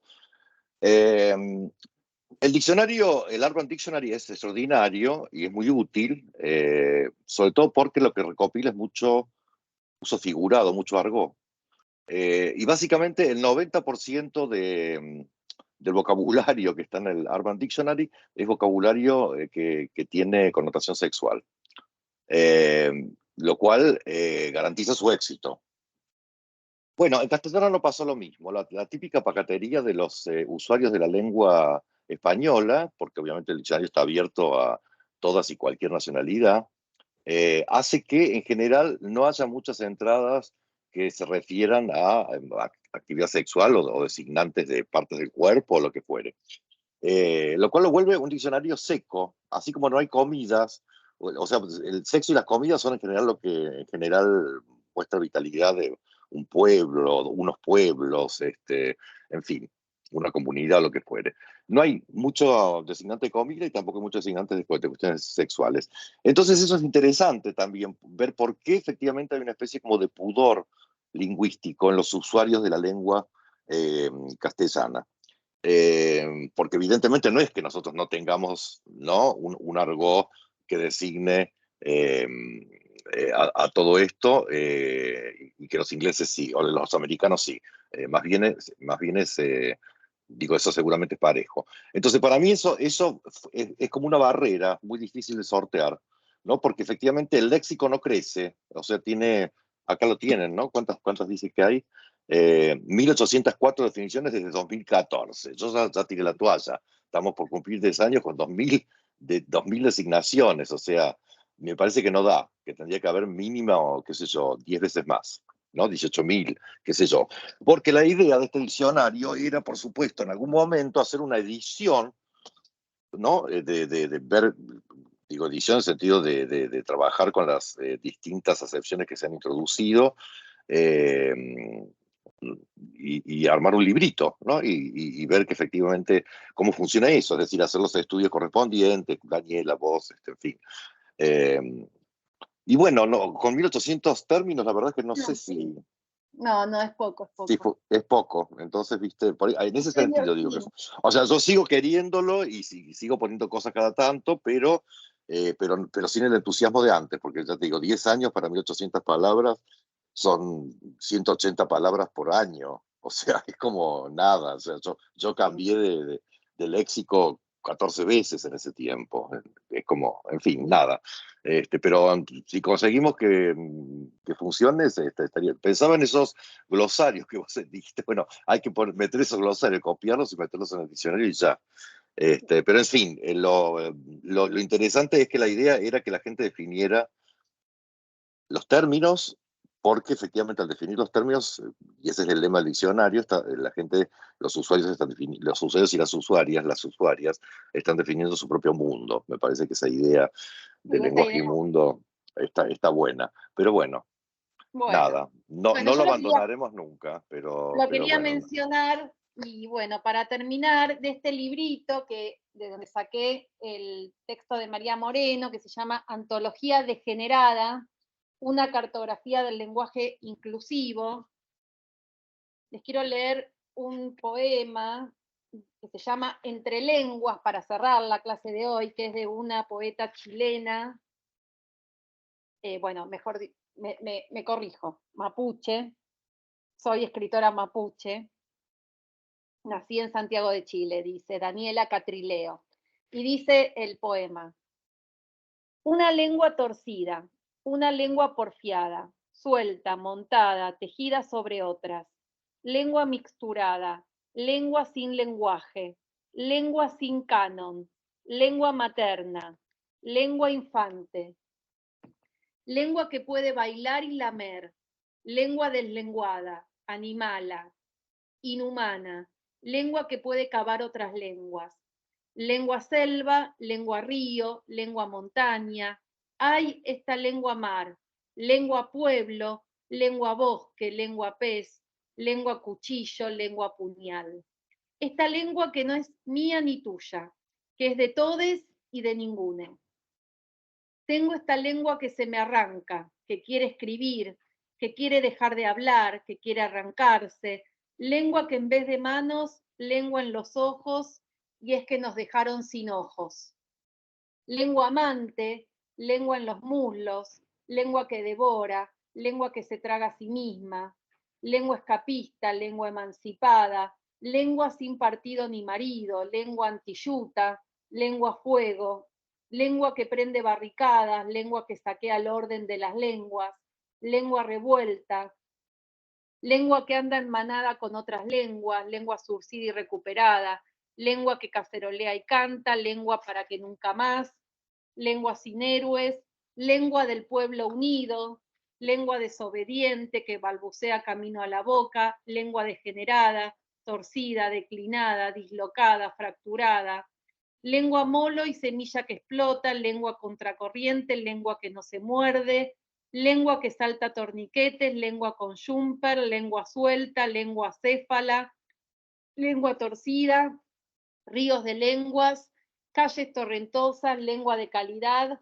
lengua gratuita, por el derecho a la lengua, lengua culebra, lengua elefanta, lengua erótica, lengua deseo, vernácula, lengua vernácula, perdón, lengua extranjera, lengua que migra, lengua callejera, lengua territorio, lengua afilada, lengua fronteriza y transfronteriza, mala lengua, lengua por todas las lenguas, para que nunca más sin lenguas, lengua que no se calla.